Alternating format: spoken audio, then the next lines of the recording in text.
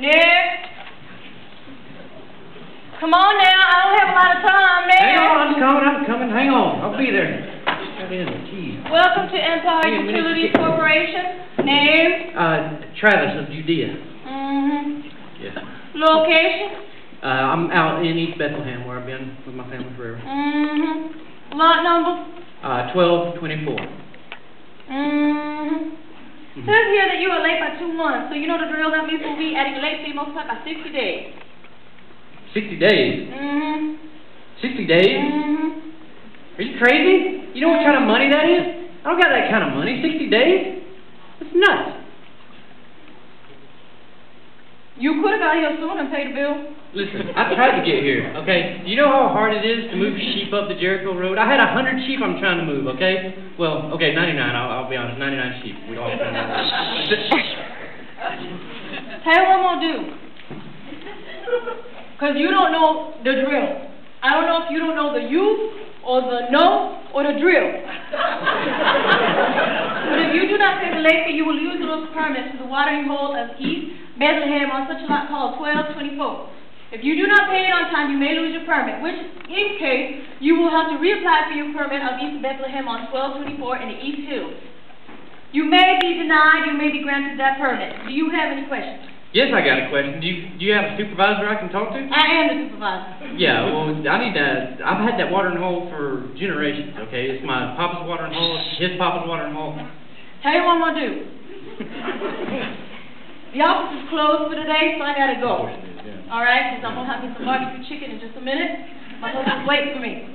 So what I'm going to do is I'm going to close the office. I'm going to go back to my computer tonight. I'm going to check my statistics and my computations to see if you are right on the mark with your bill. Alright? In which due time I will come back tomorrow. You'll be the first in line and we will handle the situation. Talk to Travis. Alright? Alright, thank you for doing business with Empire Utilities Corporation for all your utility needs. Have a good day. Crazy lady. I swear, it's like nobody understands the shepherd. You know, I mean, you can't just move sheep one day. It takes time. I mean, sheep are slow. It's like they eat grass and stuff. Oh man, I'm so misunderstood. It's like that time you guys probably heard. I remember that time. It was a few years back. I'll tell you, it's another time I was misunderstood. We was out, me and my brother, Merle and Vern. I don't know if you met them. They good old boys. But so we was out, you know, we done watered the sheep at this watering hole, like we were just talking about. And so we were like, they need to eat. So we moved them over to the East Hills, right, you know, over by the house. So I set up one on hill, you know, and Vern, he took another hill, you know, took his flock, and then Merle, he was on that other hill, right? So we were, you know, we could see each other, and the sheep, they was eating grass, and it was great, you know. So we got there, and got set up, you know, everything was going fine. And then bam, like out of the blue, I heard this loud noise, and I was like, what is that? You know, I knew it wasn't nothing normal, because the only thing you hear out there is a sheep, and you know, maybe a shepherd fighting off a coyote with his staff or something, you know, maybe talking to himself. Ain't many people talk to except me and my brothers and maybe the sheep, and they don't really talk, the sheep, you know. So anyway, bam, and I was like, what is that? And then next thing I know, this big old light, and you know, I'm scared. I look up, and there's this big old white dude with wings, and he's flapping, and he's like, don't be afraid. I'm thinking, yeah, that's easy for you to say. You ain't looking at a big old ginormous one of you right now. Anyway, so he's like, don't be afraid. I've got good news for you. I'm like, I hope you do, because I'm pretty scared. Anyway, he said, don't be afraid. I got good news for you. But not just you. I've got good news for the whole world, everybody, okay? So right now, even as we're talking right here on this hill, there's a Savior being born in the city of David. And I was like, okay, good. You know, need a Savior. I think it's getting pretty rough around here. But anyway, so he said the Savior's being born. He said, and the sign, so you'll know he's the Savior. He's a little tiny baby. He's going to be in a manger wrapped in swaddling clothes.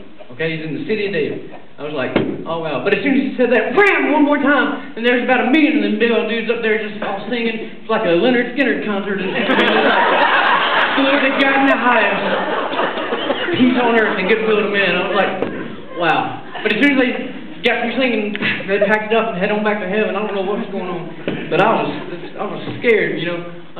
But as soon as he was gone, I was like, whoa, you know, did that just happen? What's going on? So I look up and I'm thinking, what do I do now? So I start running for my brother. I'm like, Merle, Merle, you know, and I look and they're coming to me, and I was like, you'll never guess what I heard, but they heard the same thing, when that's a miracle in itself, because, oh, Merle, he's deaf in one ear, can't hear out the other, and he heard it too. So anyway, sir, you know, we get our shit together, and we head on to Bethlehem, over the city of David, and, you know, there he was. We had to look around. All the inns was full, but we found him there in that manger, you know, kind of on the outside of town. He was a little bitty baby, and I'll tell you what, man, that manger, that's no place for a little baby to be born, but there he was, man, looking all nice and cute, all cuddled up in his little swaddling clothes in the manger.